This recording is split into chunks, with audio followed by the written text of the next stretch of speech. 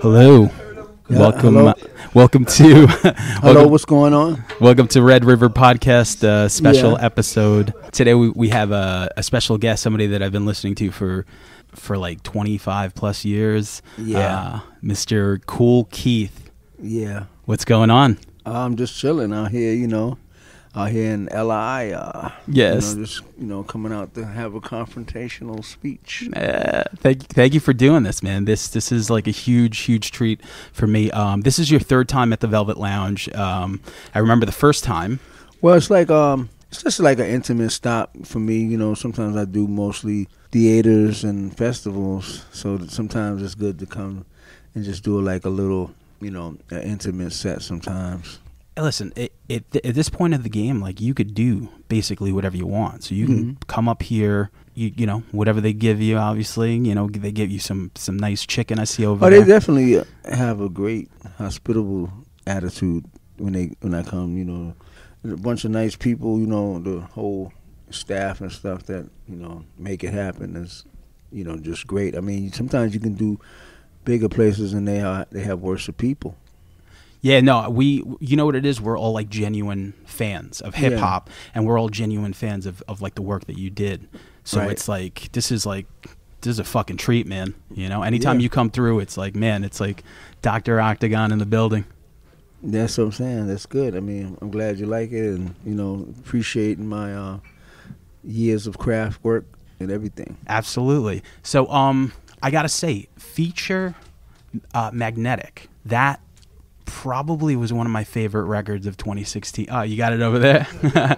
Yo, that record was like ridiculous. How did that come together? Well, that's my production. Like, the number one producer stuff is like, it's like when I branch off and do my own production and stuff like that, and I get other artists to collab with, the projects. I go out and find interesting artists to work with. It's quite a little process, because I got to go out and make the songs, and then I send the tracks out to different artists, and they listen to it. So I kind of nitpick what kind of artists I want on each beat, and then I go from there by sending individual artists maybe certain tracks that I created on my own to them, and then which makes it interesting is I pull the artists out of their own element and put them on beats that they might not be on or something like that on their own stuff. So it makes the project very interesting.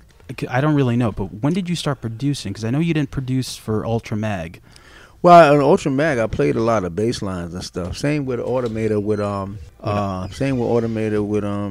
Blue Flowers. I played the bass line, and I always play bass, even on our albums in the past. The Funky Head Up album, and I played bass on Critical Beatdown, even the bass line kind of like on Ego Tripping, the boom boom boom boom. A lot of bass lines I played, but I never was like thirsty for the music credit. Yeah. And because when I started with Ultra, it was funny. It was three beat programmers. Mo was programming, Trevor was programming, and Seth was the main programmer.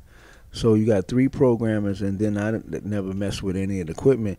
Then it flipped as time went on.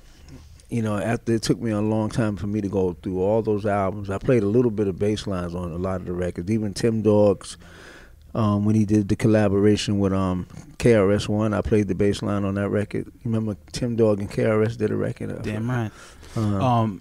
So, man, that was so long ago. You figure, like, how long have you been playing bass then? Well, I had a bass guitar. I was like first a bass guy. I was always putting the bass down on records. Like, even when the group didn't agree, they don't need a bass line. Like, Trevor and them was more like, they liked it flat hip hop. I always wanted to put a bass line on a lot of records. Like, I put a lot of bass line on the singles that we had, a lot of bass lines on. When we worked on Funky Head Up, I was behind a lot of bass lines. They did the production, but I would come in and say, that track needs a bass line. Or let me turn on the keyboards. That needs something on top of it. So they was more like wanting it to be like more flat hip hop. Seth was more like an 808 producer. He did a lot of 808 tracks. So his stuff was like 808 stuff. So we didn't get a chance to put a lot of bass on stuff that he made. Only really like even like Two Brothers with Checks, I put the bass line on that, like, you know, boom boom. Like I think like later on too, like a lot of the stuff that you do now has always been bass heavy now too. So because like the Ultra was very drum heavy. Ultra was a drum group, but then when I got into my own stuff, I started putting a lot of bass lines on my own stuff. Like then I went into my own production, and they stopped producing, and then next thing you know, here I am. I got Sad rapping on beats that I made, you know, in the future. So it's like it changed times and times. And what was the first track that you actually produced? The first track that made it on a record. On my album, I think I didn't. The stuff that I did with Ultra didn't make it on. They all did their production. I played the bass on. I think the stuff that I produced was when I started working with Kurt. That's when I started getting the production. Like, I think I shared beats mostly on when Matthew came out. Okay. When Matthew came out, I started doing the beats. How'd you meet Kurt? Kurt was a fan one time. Kurt was in San Francisco, and they had a show in Oakland called Billy Jam. Remember, it was Billy Jam had a show where all the rappers in Oakland used to go up there and hang out, and all the Bay Area rappers would go up to Billy Jam's show. And then it was like he had a TV show and an interview, and it shows around like Oakland and San Francisco. Yeah. And it was a hot show. So we was up at Billy Jam's show, and Kurt came over there to get Mo and Trevor and take them to get records. They used to go buy records, and Kurt would show Mo and Trevor around the Bay Area to get some records. And I was like, what year was that actually? This was like in '90. This was like in the early '90s. So that's like Soulside's Bay Area type there, like DJ. Yeah, we Shadow. would go out there, do in stores, and we, you know, do our promo run, and we go to West Coast, we go out to LA, and then we ride up to San Francisco and Oakland. You know, the Ultra's out there, you know, doing in stores and stuff. So I think for the Funky Head Up album, so every time they go out there, Kurt would show Mo and Trevor where to go get records, because Trevor was like a record collector and Mo was a record collector. So Sed didn't too much get records. I would give Sed all the records, because most of the hits on all the albums from Ultra was the hits I picked. I got Eagle Trippin', Substitution. I picked out Funky Joe Cocker from my house. Nice. I picked out all those beats on that record. I picked out the Apache, you know, all the hits that Ultra had. Apache is always. I picked out all the hit records. I picked out, you know, bum, you know, the Dr. Dre California, Joe Cocker. I picked that out. So I picked out all the hit records. That's when they should have always. I told them they should have let me take my judgment to this day. Of I picked all the hit records. They picked all the other samples, the unknown records, the B-sides, and the stuff that was on all the albums. They picked out, but the main records that made us popular, I picked out. So when that's when I got into producing. Okay, and because like when those records came out, like you figure Critical Beatdown, like just I mean your flow was already ridiculous. That was like 1988. Like you were killing it. Like you were like the way your flow is like completely ridiculous compared to everything else that came out in '88. Obviously, Follow the Leader and Takes the Nation. Well, I was at my apex then. I mean, as far as rap, I mean, I was at the first album I wrote Sed's. In Critical Beatdown, I wrote Sed's lyrics. Then Sed stopped writing lyrics on Funky Head Up and the Four Horsemen. He got the rhythm enough to write his own lyrics. But I wrote like Sed did, which.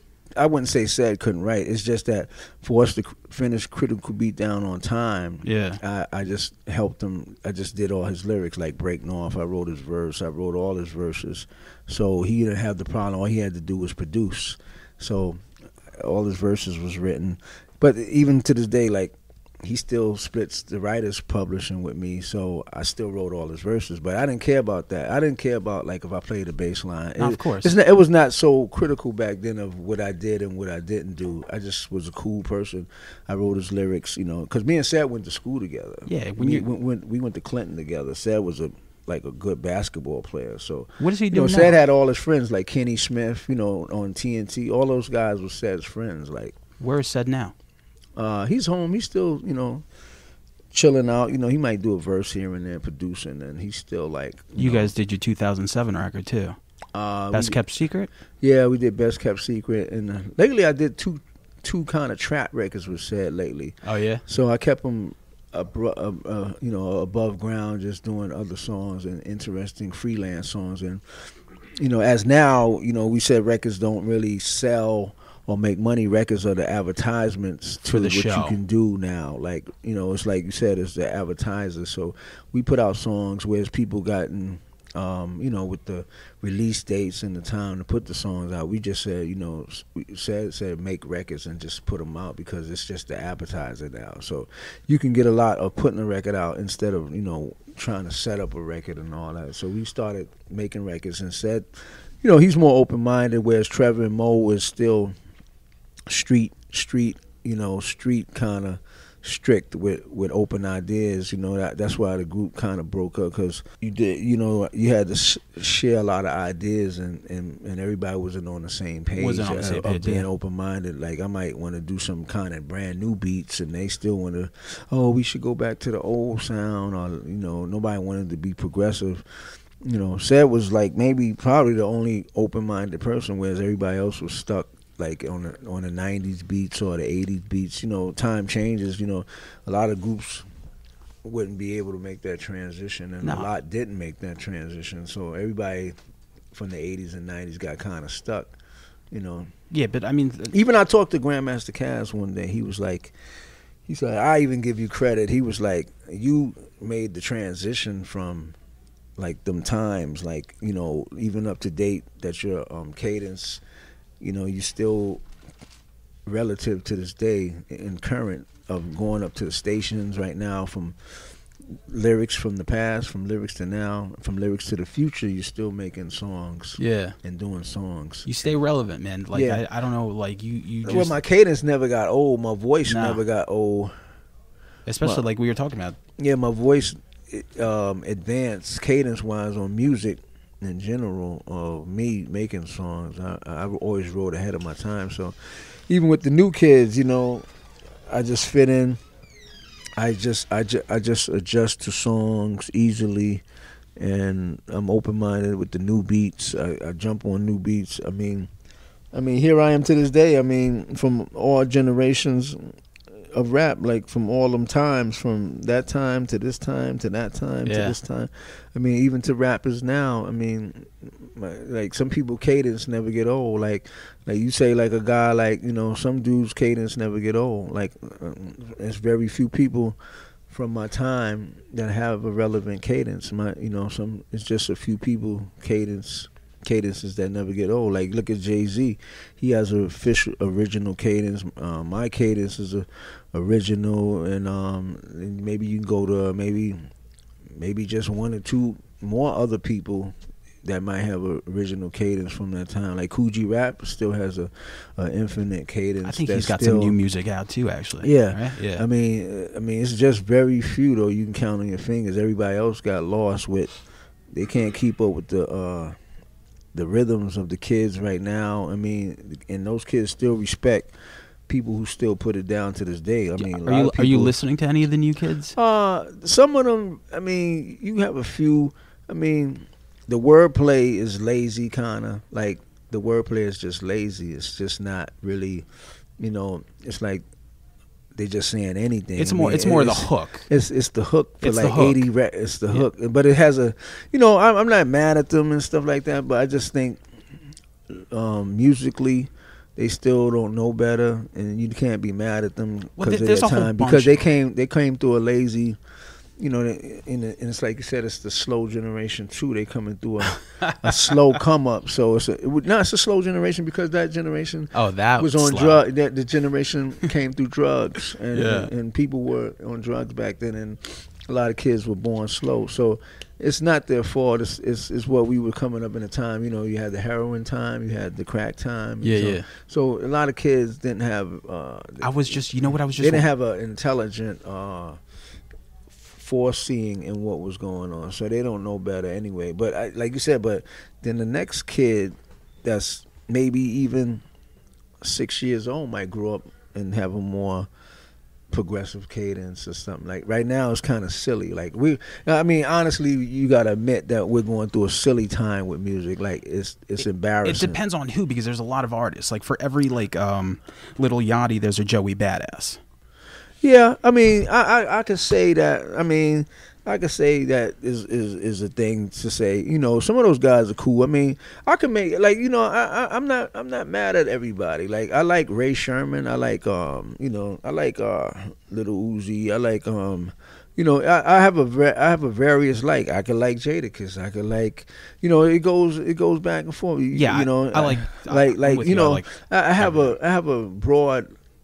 broad sense of what's going on from, you know, all the way down from the worst to the best. You know, from the top of the elite to the baby goo goo gaga. I mean, I know everybody. You know, I'm very fortunate to know everybody. I'm conscious. Like, you know, I'm not lost as an old man. You know, like I don't know the latest person out. Like, you know, you know everybody. You were on a fucking Yeah Yeah Yeahs record. How about that? Yeah. How crazy is that? Who hit you up about that? They called me. The people called me. Their management called me. The point was like, you know, and I started opening doors of me collaborating with the rock stuff, and that's how I transitioned myself. I started converting myself to rap on other things like the rock stuff. Like me and Alice in Chains could do a song together. And plus I was doing those type of clubs before these rappers. You know, like I was playing a lot of venues that like Patti LaBelle would even play. Now she's playing now. Like even, you know, like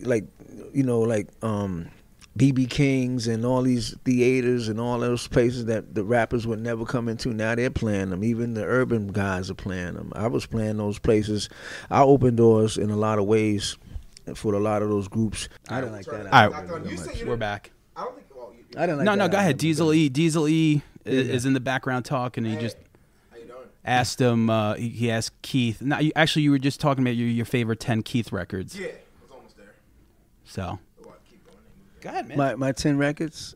Well, I did 10 albums. I mean, I like them all in a certain way though. Like Cenobites. Like it's like 10 babies. I like them all. I like all the kids, but it's like I can't like denounce any child. You want to know my favorite? Which one? My favorite. Before you say that, the thing with I was telling with the people, the public, like I didn't make the albums to be judged in a separate way of a favorite. Of course, I kept making the records just to be like separated in themselves. Like I never compared Dr. Doom to, like I didn't want like the magazines. I didn't care what the I'm people, in a band and I feel the like same I didn't way. care what the people think. I just didn't want Rolling Stone to be like, well, Black Elvis is better than Matthew, because it was two different subjects. I think they're incomparable. Yeah, none of those albums. Completely, those two records are really incomparable. It's really a matter of your preference. Yeah. Like a lot of the albums was incomparable. I didn't want them to be compared to each other. Dr. Octogon brought you to like this other place, though. Oh yeah, well, Dr. Octogon was the biggest thing that I did. I mean, the creation of Octogon was with what happened with Octogon was an accident. Me and Sir Menelik made. You guys are on some killer tracks. One song. We made one song, and it was like it was the song on the album with me and Menelik, and then something at breakneck speed. I think Kirk produced it, and then him and Automated got in a little, little twist about it, and the song being released and him getting paid for it. But it was a song with me and Sir Menelik. That was a song that made Octogon become Dr. Octogon. Was the one song that we did in L.A. at Kirk's house, and then we went up to San Francisco to do Octogon because Automated liked the idea. I came up with the name. I said I got this thing I called Dr. Octogon. I took it up to the Bay Area.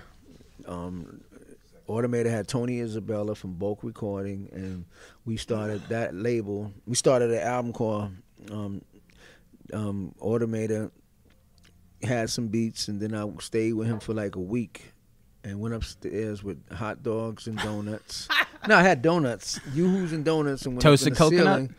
Yeah, Yoo-hoos and donuts every night, and some pot stickers, Chinese pot stickers. I can't never forget. And I made that album in 5 days. I did like 3 songs a night. Yeah, I did. Yeah, That was pretty good. That was great too. I did 3 songs a night. I did 3 songs. I did 3 songs a night. Yeah. I did 3 songs a night. And, so you're done with Octogon, and like when you listen to it as a whole, like you're listening to the mixes. Do you think to yourself like, this is fucking pretty goddamn good? Well, Automator was a great mixer, and he was definitely, I could say he's a definite technician at stuff like that. He's because he helped cut Master Kurt hook his equipment up. Automator is a person of wires and hooking up stuff and technology. He's like a Chinese guy. Well, all Chinese guys know how to work with wires. It's nothing you can say. I mean, when do you know a Chinese guy not to know how to plug up anything? Facts.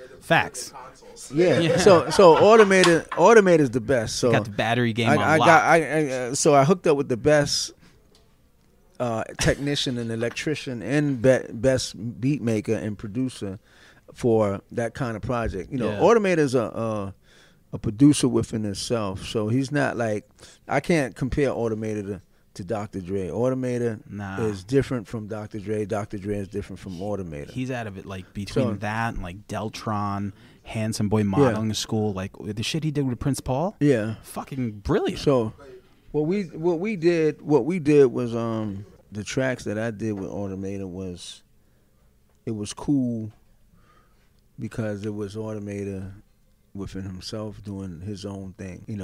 Automator didn't go out and bite anybody. Automator didn't go copy anybody. That's the most credibility I can give Automator. He didn't go out and try to sound like nobody. How were those shows? And then when everybody else tried to do like Octogon stuff or other producers start submitting beats, they were trying to be like Automator. I used to tell a lot of people when I used to get beats submitted to me, I said, these guys are trying to sound like Automator. Like it took a hard stain. One thing about Octogon left a big stain with producers figuring out what kind of beats I need. Everybody was trying to give me Automator wannabe beats.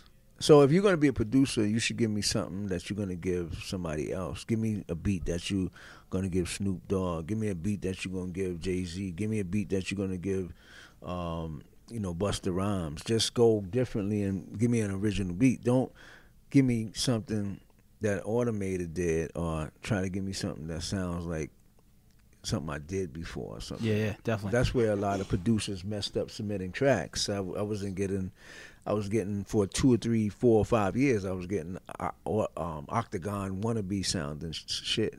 Octogon wannabe sounding shit. How many Octogon shows did you do recently? I know you did Irving. I just did 7 as a tryout, and the shows were sold out and packed and stuff. So that was the first time the Octogon was performing its entirety live, no lip sync or nothing. So, Koala too. With the band and me and Cuba. Oh, like you said, Cuba, it consisted of the perfect DJ, the best DJ, and the top electrician and producer of what is considered breaking point music of experimental is Automator. So in the best, in a good lyricist to drive the whole engine. Now what happened? Because you did Return. Well, Return was a deal my boy got, and it was with Vitamin Water. Well, my boy hit a lick. It was like, I think it was just a money album basically, because it was like, it was my boy caught a quick lick in L.A. and said, "Yo, I got a deal for you. You got a I little, bought that shit. It got a little bit. That was the album with trees and stuff. Yeah, but, I bought that shit. You were on the cover. But it's funny. I didn't like the album until later on. I liked it later as I grew older, and I said, "Wow, I made something." But only thing I didn't like about that album, I was deceived in the production where I was getting beats that I rapped on, but when the album came out, I said I didn't rap on this. That's the only tricky thing I didn't like about that. Wow. Okay. Quoted verbatim from Wikipedia exactly what you said. Yeah. No, I'm saying I didn't get the beats. The beats I rapped on. A lot of British. The beats I rapped on was I didn't hear them on the album. Oh, so then they switched the they production switched my on vocals. They put my vocals on other things. They pasted it on there. And then they still wanted me to, work around all the stuff and do the stuff. You know what I'm saying? Derek, this is my partner. Yeah. So I was very disgruntled. Yeah. About an album that I rapped on the tracks that I liked it, But when they mixed it and mastered it, and I heard the songs, I said, I didn't rap on none of this stuff. So they did a switcheroo on me. You know, back then people was smarter. They had technology. I rapped on stuff. They said, let's strip the beats from under them. And Is that what Wiki says, Diesel? He says, he said that you liked the album, but he felt that it hurt your reputation as an artist. Oh. Especially because it took away from its predecessor. Its predecessor, yeah, definitely. It goes way against the actual origin of the first one. So it's like, if you're going to top it, you're going to have to do much better than that. Yeah. Everything doesn't need a damn sequel. So well, what happened was, what happened was the beats. It's like Halloween 3. They pulled the beats from under my vocals, and it was a trick kind of. So it was like a big trick album. I liked it, but I didn't like they took the records from under my vocals that I record. It's like sometimes I used to go to Europe, and I used to be in a store, and then I used to hear my voice in a store or something, and I'd be like, that's my voice. But I'd be like, I didn't rap on that. And that used to kind of mess my head up a little bit. Like that's one thing I really never liked. That's my biggest enemy in the music business is a remix. Unauthorized remixes and stuff like that. That kills me. It's like somebody changing my shoes at night while I'm sleeping, putting some cheap sneakers under my bed or something. It's just my nightmare overall in the music business. It's just always has been. Like I always said, this is the podcast. Once I rap on the beat, it should be the beat. Yeah. Like I'm not fond of a trick. Like you know. I guess James Brown, when he sung on everything he had, it was what it was. I never had an album really that I didn't rap on and mean to rap on it. That was the first time in history that kind of thing happened to me. That's why the reason I guess people will understand why I didn't like the project so much. But then what about number 2, the one after? How'd that come about? Which one? Dr. Octogon 2. Oh, with Dr. Octogon 2 with me in front of a car? Yeah. Well, that was like just a regular bogus album or something. The one Somebody with you wearing the jersey on the front? Yeah. That was like a stolen album. Some guy just stole it. Oh, get out of here. Yeah, that's what I said for a second. I'm like, what are you talking about? For a minute? Yeah. Like, oh, wait, Yes. that one. Yeah. Oh, that's so stole, funny. Somebody stole it, just some tracks from me and oh, fuck that guy. put it out with let's give him no shine. Yeah. Well, they put it out with some distributor and there was no kind of Octogon tracks on it at all. How did Prodigy approach you, the group, to use you for Smack My Bitch Up? I heard the song and Liam and stuff. They just sampled the record one day and it was big. It was just like I didn't even know they sampled. I heard somebody say you on this big record that blew up in Europe, and then they sampled the Smack My Bitch Up thing. But later on, I finally met the band and I did a show with them one time, and it was great to meet them. And I went out to London. I went to the Maverick office and stuff. I think. Oh, that's Madonna's label, right? Yeah, and they wanted to do some stuff, but it was different. So Deftones were on that. Oh yeah. Yeah, Maverick. Yeah. Oh yeah. Yeah. Oh, the label. Yeah. Yeah, of course. Still? No. That label's been gone. Yeah, I was going to say, like, I haven't heard anything from it for like a minute. No, yeah, that label's been gone. Yeah, the record was big, and then I got on another album of theirs, another song later on their album. Is it I Diesel got on Power or song. something? No, they had another 2 albums later. They had another record. It was just another song on a whole another album they had. Like I was on like 2 of their albums. It was another album they did. So there was a great organization. You know, they definitely took care of me, and as far as everything, the writers' credits and the publishing and paying and shows and they got you into hospitality and they got you into people's ears that would normally. And it's sad that I don't know what they're doing now, but it seemed like they might have made so much money they quit. Like I just never see sometimes a successful band that don't need to quit. And they was very they was just fun. They're kind of confident in themselves. Like they don't feel like they need to come back out or nothing. They just seem like when they come back, it's like they're not doing it for the people. They're doing it for themselves. They just I think that's the best position to be in. That you basically, you make a little like money on one of those tracks or whatever, and then from there, it's like the rest of your career could be, like from there. Let's say you get that one hit, that 2 hits, and then from there, they can tour forever. I mean, I guess the music and the tempo of their stuff is like dance music anyway, so they can go forever. I mean, maybe they don't have to make another record, but like I wanted them to make another record. I guess a lot of millions of people. I mean, they sold like 5 million records worldwide. I mean, I think a lot of people want them to make a record now. Still to this day, if they was never broken, it's nothing to fix. So they didn't go out with a bad reputation or nothing. Like, they fell off and nothing. They still. They just, I don't know what they're doing. We don't know the plans. I'd have to look that up. I'm sure Diesel. we want to figure out what happened to Prodigy. What, the group? Prodigy. He's saying also the artist. Why they disappear, and they were still good. They don't have nothing to prove to nobody. Oh, I got a sleeve. Yeah. You got. I don't have Keith's because I didn't have. He didn't have a logo at the time. Yeah. So. What do you got on your arm? I got Dilated People's ASAP, Atmosphere, MF Doom, E40, MLP, Twister. What? All them Guns, Wu-Tang. Those are faces? Oh yeah, he got the logos. Yeah, Mobb Deep is back here. Oh yeah. Bone Thugs and. Oh wow, I didn't even know That's my mixtape. I didn't have a logo for you. Yeah. You didn't use it because I didn't know what officially right. you were going to use, so I just didn't get you. So you got yeah, MF you said Doom, Atmosphere? Yeah, Atmosphere. Yeah, because you got Slug on the record. You got Slug on feature. Oh yeah, I met Atmosphere. I knew Atmosphere for a long time. Yeah, he's been grinding. He's a great for a minute. person. I always liked Atmosphere. Definitely a person of his own.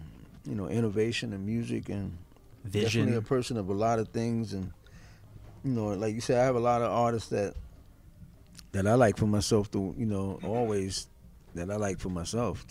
They just nice artists to work with. They still nice artists without making music. They nice artists making music. That's a good artist out the studio and in the studio. Yeah, no, I mean the guests on that record are ridiculous. From like Godfather Don again, Sadat. Yeah. Well, Godfather Don is a hard thing. I mean, he's like a rare person. Don don't really rap anymore. Yeah. To get him on a song is very hard, and Don had some issues with the music business in the past and his labels and stuff. Oh God, Brooklyn. Oh. And me and Don used to rap every day, but I don't think I was around Don enough to know the things that happened within his personal life of the music business that made him so finished with music. He'll do a verse but he'll kick a dope it's hard. verse and Like then he's ghost. even with the like you say, even with the feature Magnetic, I mean, it's funny to have Don on a song, and it's funny to have even I tried to get Menelik on a record, and they know each other too, so it's the same type of thing, Did you? Many good artists quit. For real. I said you had Necro on there. He had Yeah. I was like, I had to focus in. I was like, wait, it's Necro, okay. Yeah. And but like, what made you put this project together? Because it was like, it's like you were doing some different stuff too, like some like the band stuff too, right? What'd you do with mellow music? Oh, with L'Orange, right? Oh, you're talking about L Orange? Oh yeah. L Orange. That's a producer. Oh yeah. Well, Time Astonishing was L Orange had some different kind of beats and stuff. Really. I mean, good stuff but there. that was before my album. L Orange was on some different kind of music, which like he was sampling like some 1942 stuff and rare samples. Looked like they were hard to clear. It looked like they came from old radio stations and stuff, and real 1932 and 1942, like Billie Holiday, Ella Fitzgerald. I like stuff, what mellow music is doing. Yeah. Like they got their whole shit up on Bandcamp. They got a whole independent arsenal. Like they're really true to Odyssey, what they are. Yeah. Mr. Lift they got Apollo back Brown. on. Yeah, Apollo Brown. That album, not to take away from it, The Easy Truth with Sky Zoo. Yeah. Oh yeah. I got that one. I have the Blasphemy album with Raz. Blasphemy album with Razkaz. Razkaz is on this record too. Yeah. Listen, I put him on that Blasphemy record is fucking ridiculous because Apollo Brown to me and Static Selecta are like the two really like they're like my favorite producers, man. Yeah, I matter of fact, I got some new stuff I rapped on with Static Selector that I'm supposed to do with that's the guy with Sadat X that I'm supposedly getting in the works. But I had finished a lot of my verses and stuff, so I'm waiting for his parts. And Static Selector gave me, matter of fact, a hot beat. It was like something different. I had to challenge it, like which is good for me. It makes me challenge more beats. Like beats, I find to be challenging to me is great, which I think a lot of rappers don't do anymore. Like people want to be on something kind of predictable. I think the best thing is to challenge yourself with beats, which a lot of artists don't do no more. They're scared of that challenge. Like, a beat is hard for them, or they don't want to give themselves a chance. Some people want to stay in the same box. They be like, I'm gonna stay safe. Just give me what I had years and years and years. Just give me what I had. A lot of people don't you left take New York. chances. You left New York. I mean, like after Four Horsemen, you leave and fucking you go to fucking LA, and then you start making these records, and it's like completely like a rebirth. You did Octogon, and then what'd you do? Sex Styles, right? I reinvented my career, kind of. Absolutely. Whereas a lot of rappers, like I think if I didn't go to LA, you wouldn't have heard that second half. You would have never heard. Nobody would have. I would have been done probably. Like I would have been just a rap. Like that's it. Like because I noticed that halfway cutoff spot, a lot of people is gone. So that second half of LA triggered, like you said, into a whole new dimension. Whole new for world. me. I mean, and then like Plastic World, right? That is. Well, I started with Kurt, and me and him started making a lot of. That's shots fired. We worked with, Peanut Butter Wolf and You Ran Away From Home and all those records, and they were a bunch of singles. And then Kurt had a stray of records and Diesel Truckers, like you said. Masters of Illusion. I worked with Motion Man a lot, and that's my that record. And then a lot amazing. of that, and then Sex Style was like a photogenic album of my life in LA, kind of like it was just like. It was a porno atmosphere. That was the real life of my life in LA, taking pictures and the fun, and like that album represents Los Angeles to the fullest. Which one is this? Sex Style represents. Yeah. The Unreleased Archives one is my shit too. Yeah, Sex Style represents the fullest of LA to me. So. Even the album cover, Sunset Boulevard, I stayed on Sunset. That is one hell of an album cover. Yeah, so that album was like the first. Yeah, man. What was the beef with Jackie Jasper at one point? Oh, well, Jackie got mad because he was like, what happened was I had put a lot of people on. I had got Jackie Jasper signed with me. Remember, I had to deal with Overcore. Me and Isham did an album. Right. We did Spank Master. Oh, and, man, that's right. That's so another great cover. I met him too. So I took Jackie with me too. Well, I had a tour bus. When I was doing the Black Elvis tour, I put Mark Live on. I had the hype man Mark Live. I introduced Mark Live to Ice-T. I had Analog Brothers. Him to eat. Rex and me, Ice, Rex, and Black Silver. Black Silver was It's just that I had people with me loyal. Black Silver was loyal. I had a guy called A1 Omega. He was loyal. I had a couple rappers under me. I had Amito. I had Jackie Jasper, Mark Live. And remember we did KHM was an album, a secret album that nobody really know. KHM was a big album. Yeah. It was an album with a little Rolls Royce on the front. KHM. So. Yeah. Were you Ultra back then? No, it was just me, Jackie Jasper, and Mark Live was KHM. So we did a big album. It was KHM. It was a nice album. It was distributed by, I think, we had Traffic or somebody. So what happened is, matter of fact, KHM, I got them a deal with Isham's label with Overcore, with Isham had a guy Scott Santos I got H-Bomb a deal. So H-Bomb turned on me after a while, and he just turned and got mad because I guess I didn't pay him. And then he was out in Atlanta with, coming out with Tim Dog and, coming out there. I always thought Tim Dog was from LA, but I guess Tim Dog is from here. He's out east? No, Tim was from New York. Then Tim moved to Atlanta. For some reason, I was all right. Maybe that's what it was. Yeah, I mean it's a cross color. Me and Tim helped a lot of people. I helped H-Bomb. I helped Mark Live. I helped, even before that time, it was a lot of groups it was a lot of rappers I tried to help, but they didn't make it anyway. Of course, they was mad and they went on and did other stuff and got mad and evil. So what happened is people didn't appreciate what I did. So, and then I had same with Tim. Like Tim had Iggy Azalea. Damn. At first, she was washing dishes at home in his house in Atlanta, and he had a couple other artists. I'm just let me. I'm saying she was like she used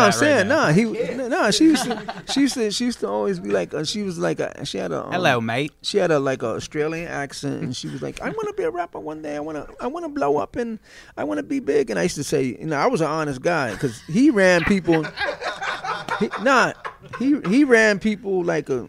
Tim was very militant. Like he was a Black Hitler. I call him Black Hitler. Nice. So he would have them, going to bed at a certain time, and he had a couple artists and stuff. So he had some rappers and some singers, and he had Iggy Azalea. But how did he lose Iggy? I guess what happened was he didn't pay too much attention to her, and she was in Atlanta, so she started going out to clubs and meeting trap producers and stuff, and then I think that's when she hooked up with Grand Hustle and T.I. Yeah. And I think she hooked up and got went on her way. I wasn't hating or nothing. I was pretty cool with her because she was very serious about her career. She was very. Yeah, I mean, she did her thing. She was like and she just came from Australia. She just wanted to be successful. Yeah. But Tim didn't see it that way. He was more like. He had his artists going to bed at a certain time, and he had them doing more things like chores and he had an office of artists, but they would do work around the house for him and take this to the laundry and I was like, but I guess he was like, if you're gonna be my artist and stay with me, you're gonna have to do boot camp. Huh? Yeah, it was like it was like a little army, a rap boot camp. Yeah. So. And then, I was up there, I would talk to the artists. He'd be like, don't talk to my artists, let them go to sleep and stuff. Because I was up there like a captain or something. Because I would come down every so often to Atlanta and hang out. But he didn't boss me around. We would just go eat. Like, me and him was two bosses and stuff. But I used to be like, yo, you got to be a little bit easy on them. He like, don't bother them. Let them, they got to go to bed at 6 o'clock, 7 o'clock. They got to get up in the morning. Don't mess with them, Did he have anyone in the camp besides Iggy that did anything? Or? He had a dope singing dude. He had a couple people. He had some dope rappers. And, but, he had Ill Flow with him. But even he was cool, he was cool with me. He had a lot of good artists that was cool and stuff, and we would go out to strip clubs and come home every night. But we would go to strip clubs every night. Me and him would go to strip clubs, and he just had a daily schedule. He would go to strip clubs. He would hit every strip club in Atlanta, whatever, the White Pony. He would go to the White Pony sounds awesome. White Pony Strokers. He would go to the Wrong Hole. The Cats. The Cat Lady. He would go to every spot and buy steaks all night and. So he was living it up. Yeah, he was living it up and then he come home and get on his artist again, get back into his military form and from there, and that's when, like you said, she went and did her thing, and then the rest was that. So and then his dynasty departed, and then you heard all the big stuff with NBC. Yeah, man, wild. And, he had some wild. Tim had a lot of things that I didn't even know was going on. They thought he faked his death, right? Yeah, I mean, I don't really know what happened, And then I left Atlanta and went to some, but I didn't stay in Atlanta a lot. I just come down sometimes for a week or something. Well, music basically allows you to just travel everywhere. I guess you could just basically. Yeah, I just came down. Kool Keith will be in Milwaukee like next week or some shit. Yeah, I would go see him and hang out for a bit and go shopping around the mall and stuff. Then I go fly back up to New York, but it was cool. He was in the condominium, staying in a big building with the Atlanta Hawks and stuff. Yeah. So, does that help you write? Because you have almost 50 albums, and you have to. Well, I traveled all around the world, yeah. So my experience of different foods and places and monuments and buildings and all kinds of monuments and traditional places where people go to eat, restaurants all around the country and the world, and every hot spot to go to, restaurant, every hot strip club, every place that every rapper or baller has been, I've been there. It's, Do you write it's stuff not down a place anymore? that it's not a place that I haven't been, from Vegas to Atlanta to Florida to Miami to New York to Boston to a restaurant and anywhere, Sacramento, whatever is the hot restaurant, or the underground restaurant. If it's Roscoe's Chicken and Waffles, if it's Joanne's Ham Hocks in Atlanta, and, I saw you with Missy Nardwuar. Elliott's Missy Aunt Chrissy's potato fries in Alabama. I've been there. I saw you with Nardwuar, and he had the Roscoe shirt on. You were like, "Where'd you get that?" So it's never been any monumental place. I mean, I think I've been there and done it. Like, I've experienced it. Any hot place that people were trying to go to and say, I sat in this chair. I've been to them spots, and it wasn't a place I haven't been. Well, this is Derek. I mean, what's up, Derek? How you been? You want to say some shit? Because I know that, like, also lifelong fan here. Oh yeah. I'm here. That's I what don't know here. what you touched into, but I mean, you can join. It's going to automatically change anyway when you talk. So I don't know. I'm just with your own experiences. Yeah, well, as a young kid, when I was growing up, I grew up in a music family. Brothers, all my older brothers were like drummers, DJs and whatever. Late 70s, early 80s, but I remember when Ego Trip came out. Right. And then all of a sudden, we had to have samplers in the house. And, we had to have certain gear inside the house. So what I wanted to know is, like, how did all of this stuff materialize?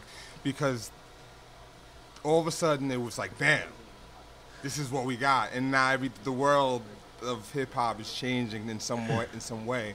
How did it get from, like, you guys the get flyness together and then getting to that point of, Well, we were fly, but like you said, when 88 came, 87, 90, we had that Gucci stuff on. I mean, Dapper Dan was making all the clothes, and we was fly. That's when Harlem was out. That movement was like, Harlem was out. I think that was the time of everybody, had the BMWs, and I think rap was fly at its utmost with the jewelry, and It's crazy. it was fly to have jewelry. Like, it was, rappers now. I mean, I think some places are bringing it still kind of sharp. Like the South, they still wearing jewelry and chains, and I think New York let that part slide away, the flyness part. Whereas we thought, looking grimy should be a part of music for us.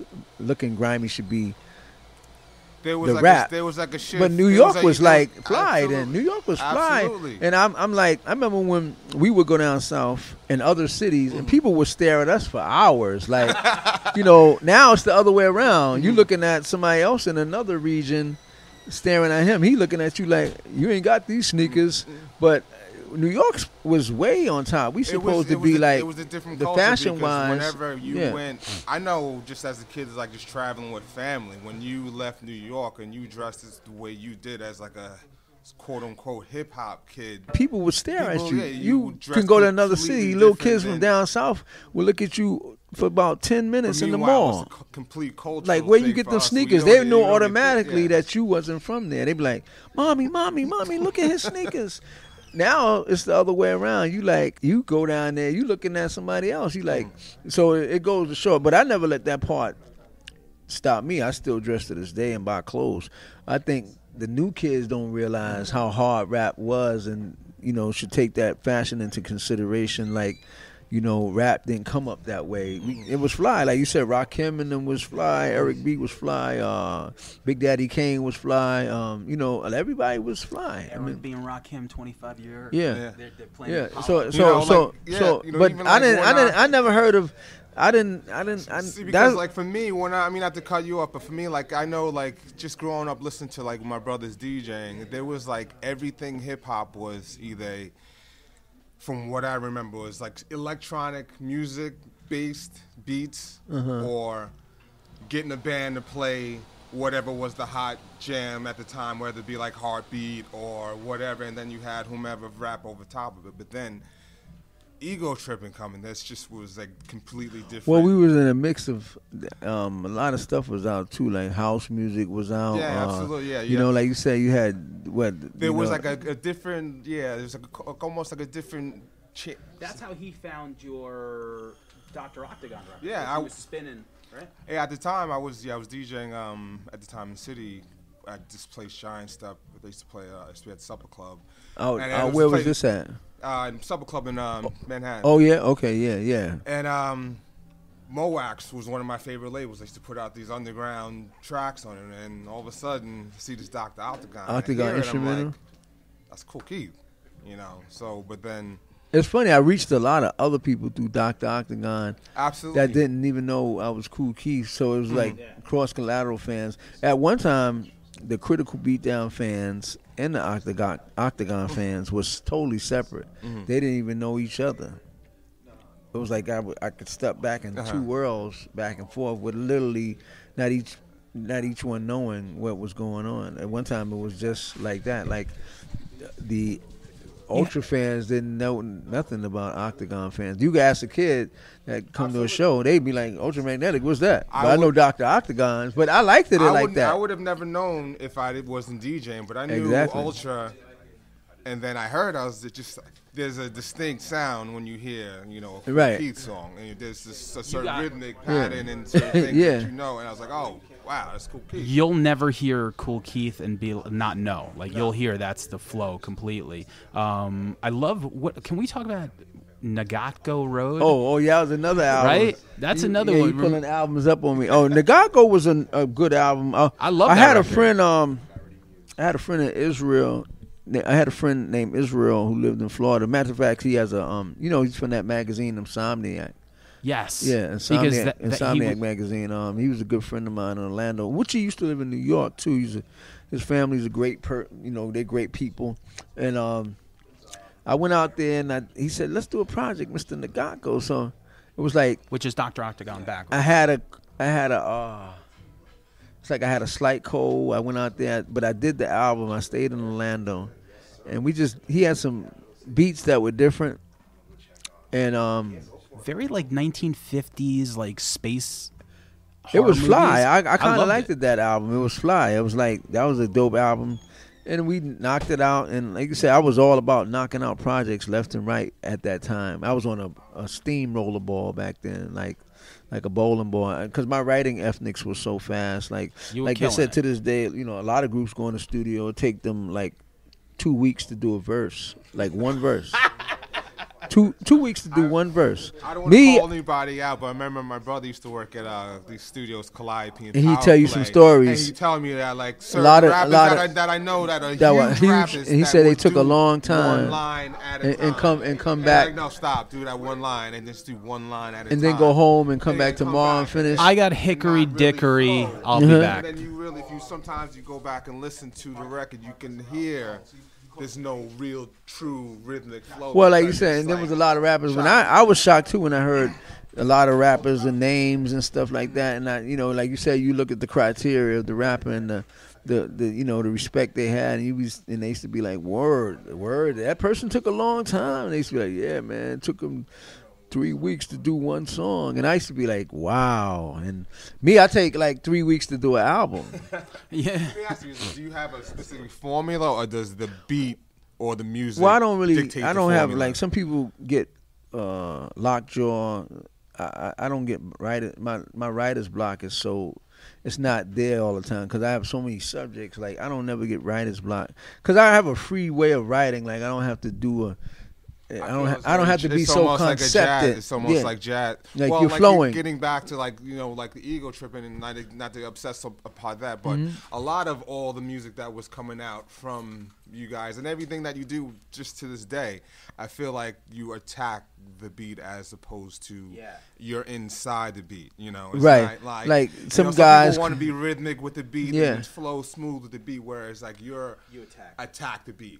So it's like, here I am. It's like whatever I'm saying, it's gonna be like that. Okay. And it's funny. I never really erased a rhyme or nothing. Like, I was always I was always confident with my first line. Like, you know how some guys ball up their papers, some guys don't like the verse. I never was a guy that did that. I always took the first verse is what it was. It shows in how it shows in the recording, because it's very confident and very like direct, and like I say, attacking it. There's no, you know, how could I say? There's no not knowing. Do another take. Yeah, there's no. It's just like it is what it was. And like go. There's no like, oh, my voice cracked, or I was a little out of tune, or I was a little out of key. Yeah. You know, it's just the raw element of just. And I always did. You know, it's funny. I was never really like an overdub person. I always did like a one line. Like my voice was just that. You know, some people, like a lot of artists used to have like they double the words, like, you know, like Vanilla Ice. You know, rolling, dun dun dun dun dun, going, showing. Like I never really did. I never overdubbed a lot. I didn't think Vanilla was gonna get a shout out in this episode. Well, he's still a part of rap. He's in the party. But I'm saying, I was just thinking that I never a lot of mad rappers right now. I never really. I always had like a single take all the time. You know. Whatever happened? Even when people ask me to do dubs, I bug out on like, you want me to do dubs, but it's not a bad thing. But it's just. I almost feel like you have it's like almost a jazz improvisation. I mean, not to get too corny, but you're like almost like a jazz artist inside a rapper, because you don't have, you know, certain rappers that I hear that get a lot of respect. Their cadence on all their songs are the same. Right. Same rhythmic patterns. You change the beat, you speed it up, speed it down. It's the same patterns. Cadence, the same rhythmic patterns. Or the same word and the same slogan. Wording, you know, another thing I did. Whereas I feel like you are, you know another thing I never did but too. But still inside, the structure of the beat.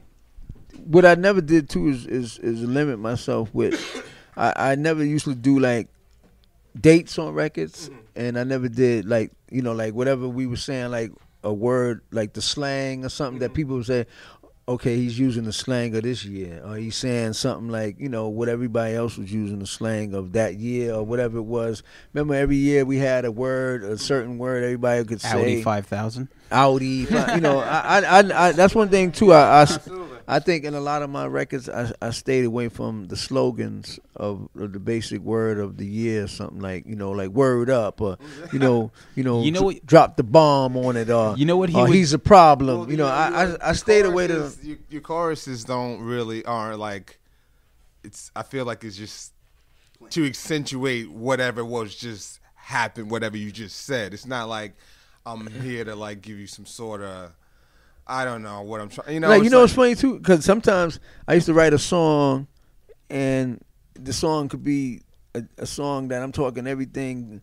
You know, I'm talking, like you said, about 3 verses is gunning and running and blah blah blah blah blah. But it could be talking about. Then I might say something. I'm the peacock, but it's like, but it was like the verses were themselves.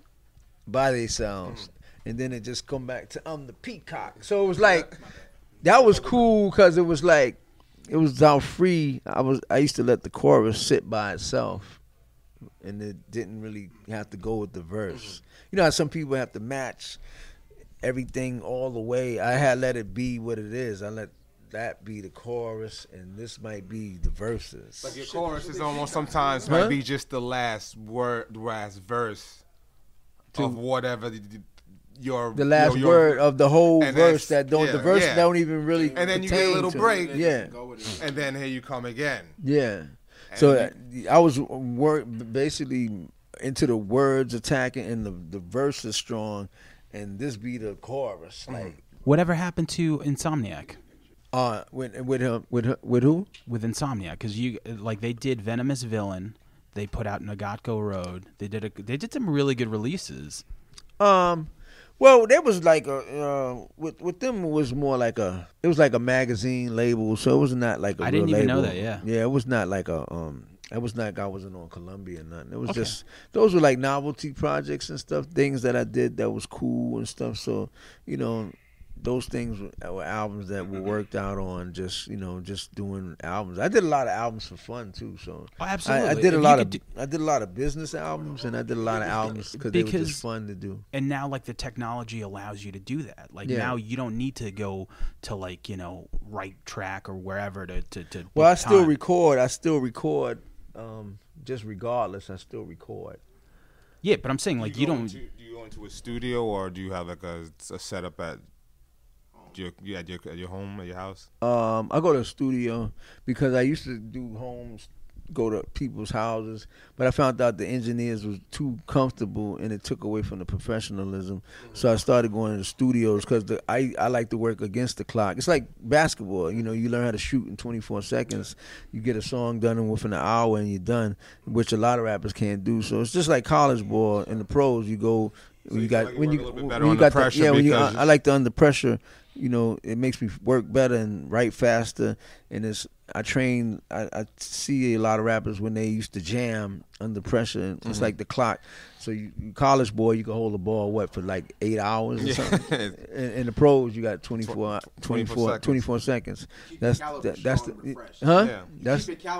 so a lot of these dudes though, like you said, I learned too. A lot of dudes was supposedly being the pros, and I started hearing that they needed 80 hours to do something. That took me out right there. So, and it kept me sharp to this day, and I still do that formula to this day. That I like that 24-second clock. So that, I mean, definitely I agree with that. But you had one record on a major, which was Columbia, right? You did Black Elvis on that. Yeah, that's correct. You got Black like Elvis. Living Astro. Well, Black Elvis is funny because we was trying to. Black Elvis is a funny project. They held it, and I had to email the whole company, Sony, to release the record.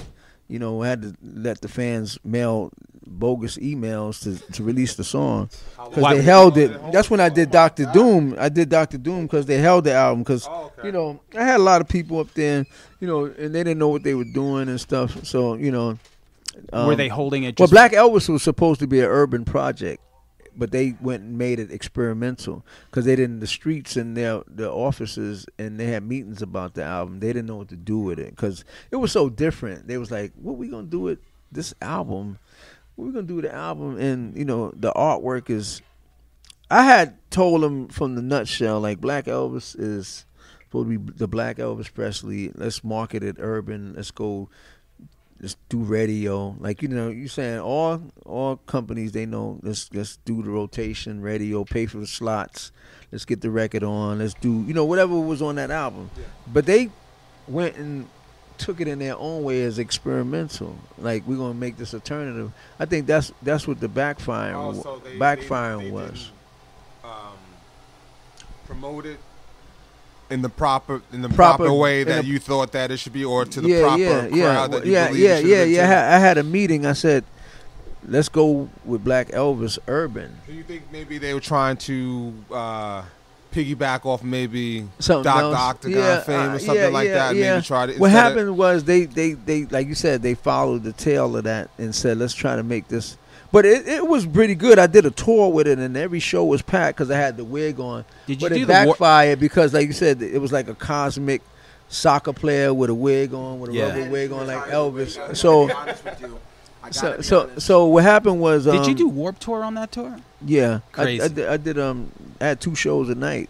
Sometimes I do the Warped Tour and then go do a Black Elvis show. So what happened was the album, like you said, they targeted an alternative market with the album. I guess they figured, well, we're gonna get college students. Well, that's what they always thought with me. Instead of sometimes many of those albums, I told them they should market them, go urban. Let's try to go urban radio. Like if you're marketing an average person. The funny thing is, while you do get marketed to an alternative crowd, the irony behind it is that it's probably the most street hip hop lyrical style, or well, what I thought it was too. I'd say it depends on the preference of well, what I thought about it too. It was I had said the urban audience would catch on. It just need to be worked, as you said. When Outkast came and they took advantage of what I didn't do.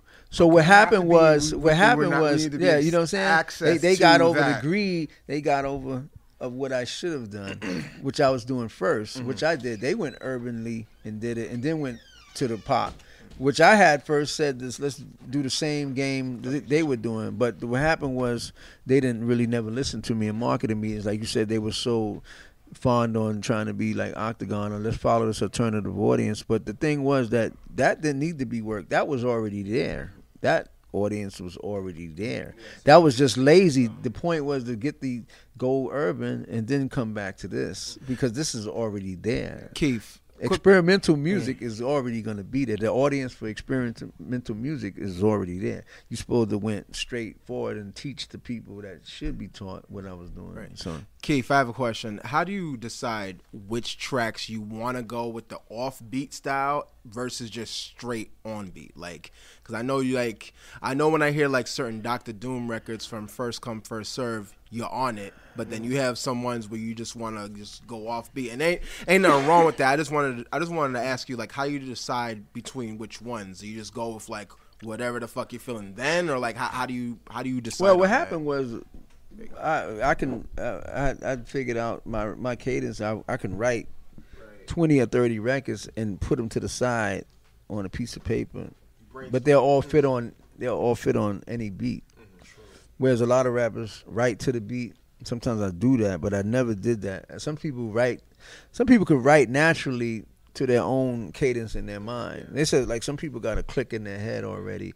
And what I learned to do is like the words automatically match the beats. Like you could program a beat now and I can go get a piece of paper already finished and put my lyrics down and I'm finished. Whereas maybe somebody else is going to be sitting here writing like, damn, I got to get my verse together. Like, a lot of people overthink too. Yeah, so overthinking that's shit. very musical because so I learned that for a long time. First I was rapping to the beats, then I learned how to rap against the beats. Mm-hmm. Like I was saying, maybe I'm letting the beat train me. Mm-hmm. Let me train the beat. So that's what made me better as an artist. I started writing a lot of songs, more songs at home. Like I got a pile of records at home, a pile of songs, but I can snatch 3 papers out and go to the studio tomorrow and put them on something. But it's the way the beat is programmed too. So all the beats are all gonna be programmed. So you can swing your words around to them cadences and they start fitting. Now, do somebody? But I never feel off. Like I won't say nothing like "When you two rock." Like you ain't never gonna hear. Like you're never gonna hear a bad glitch though. No. Because the words I found out before. You know what happened from? It happened when you heard Ego Tripping when we did Choosing Scientific Matter, Pro Forever, and all the records. Those words didn't rhyme and stuff.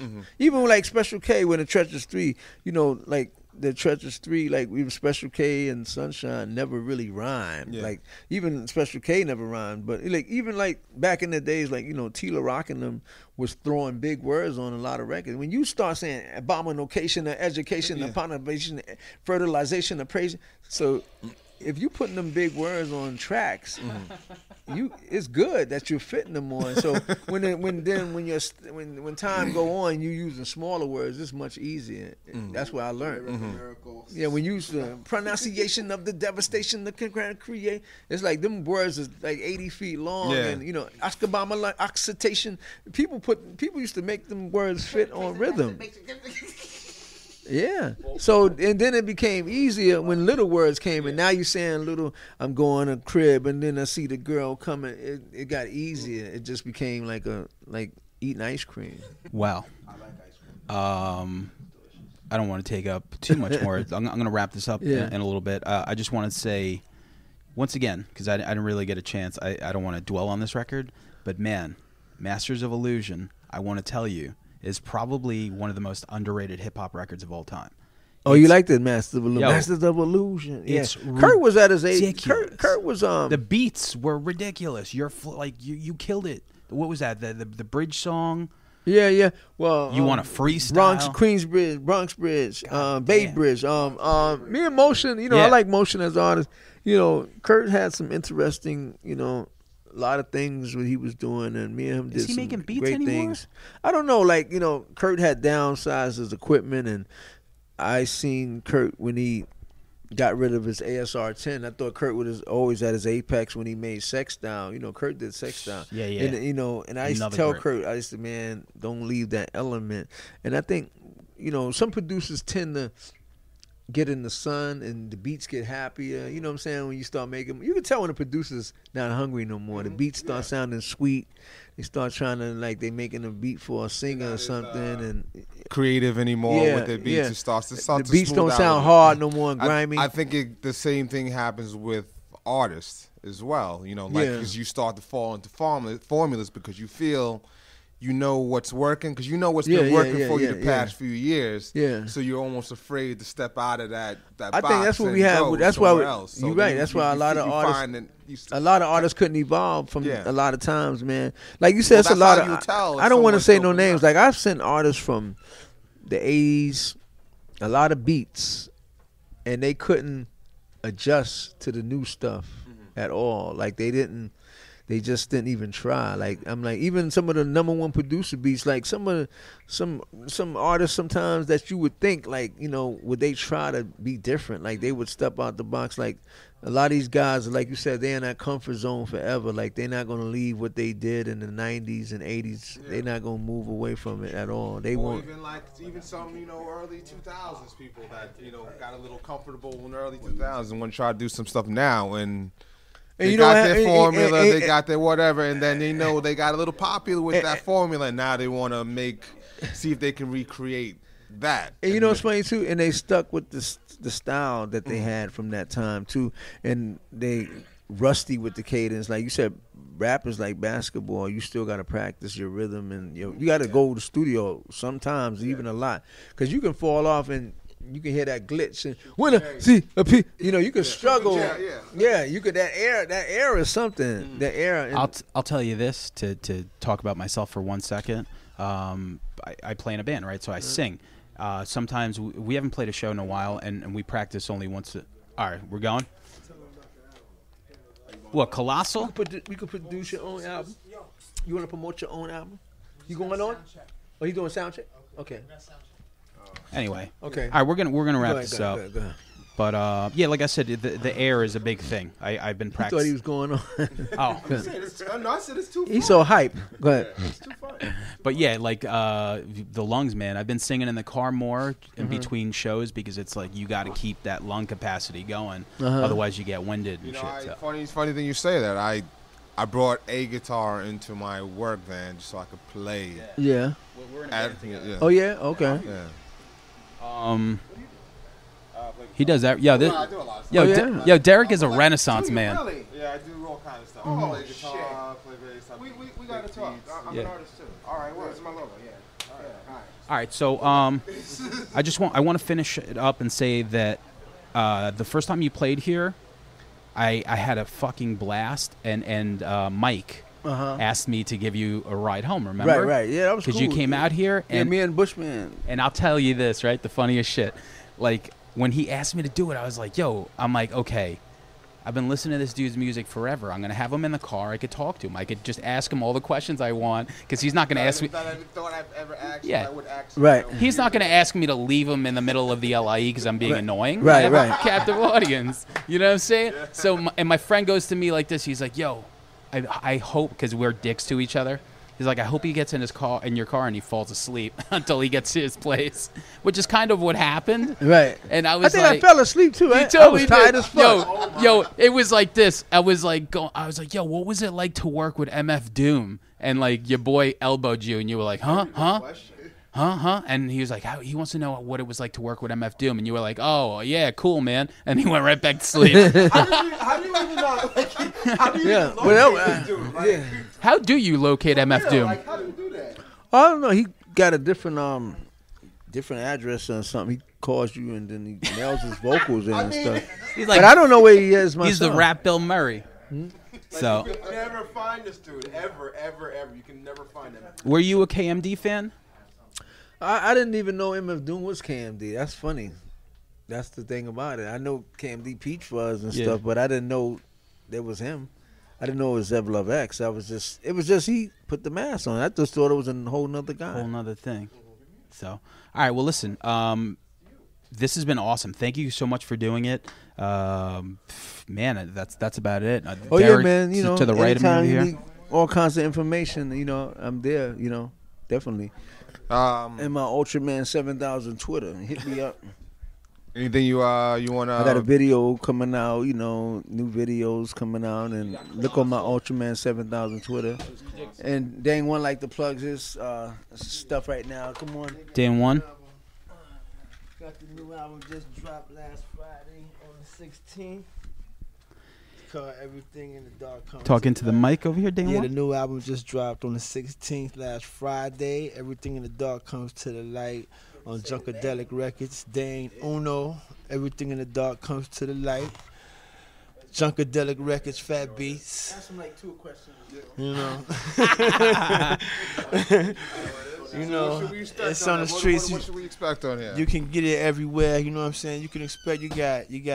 Of course, myself, feature Kool Keith, feature Pete Rock, feature Math Hoffa, feature Sav Kills. You know what I'm saying? The album is thorough. You know, I'm from Chicago, South Side. You know what I'm saying? So, you know, y'all want some real hip hop? Check out that album. We're already connected on Twitter, so yeah, definitely. So you can get it everywhere. It's on all digital platforms and some of the stores where they exist on the street, the physical ones. If you can find one somewhere in your hood, if I've been there and dropped some off, other than that, it ain't there. You got to straight go online and do that pre-order. But you can order them everywhere, like places like Target, Best Buy, Barnes and Noble, Fat Beats, of course, Underground Hip Hop. You know, a few places, Spotify. You know, it's I got it on Spotify then. Yeah. So real quick, this podcast is about music and movies being influences in our lives. So I'm going to ask you real quick before we run out of time. Okay. What are your 5 most influential artists? Like the people. Movies or like, no, I'm saying like the 5. If you want to do movies, you could do movies. You could do movies, or the 5 artists that influenced you the most to do what you do. Of course, Keith. Oh, you got to say Keith. Eric Sermon. Okay. Of course, Rakim. Rakim. Oh man, you going Long Island? One. Okay. You know what I'm saying? Chuck D. You know. Oh man. So like all the greats. Yeah. Those are people I was doing it when I was like, they was like in their prime. I thought you were gonna shout out like Chicago, Common. I mean, but they wasn't. They were coming up with me. I was coming up along with them. Like yeah. it wasn't, yeah. It wasn't like it was from somebody from Chicago that was already standing out. Gotcha. Even Twister, like Twister was. You know, he held the Guinness Book of World. He's in the Guinness Book of World Records as the fastest rapper in the world. I do know that. So like that was like the biggest thing, like coming from Chicago. And it was other rappers, but they never really got over that hump to be someone like would know globally or like worldwide. But they were there. But you know, until like the Twisters and Commons and the Do or Dies and Psychodramas and those people, you know, Nuisance, like when those people started coming around, that's when Chicago was getting noticed. Crucial Conflict, shout out to Crucial Conflict. Like those people was then the eye was coming to Chicago. Yeah. Like, oh, they exist. Like, where they coming from? Like that was happening. I was coming up. That's right. I was coming up in that wave. I was coming up in the wave of when everyone was starting to notice Chicago. Like for a second, I thought you had a White Sox. No. So, we're that's my home. out of time, but yeah, Red River Podcast. That's Dane Uno. Check him out. Yeah. Kool Keith, thank you. Diesel E. Yes. My name is Diesel E. It's capital D, lowercase I, capital E, $, lowercase e, dash capital, and capital L, dash capital E. That's how it's spelled. It's spelled determined individual earning money, every lyric experimentally. An upcoming MC. I am from Queens, New York, now in Long Island. You can find me on bearwiththemicmusic.bandcamp.com. Check me out. All right, cool. So Derek, we're out of here. Word. Peace. Later. Peace.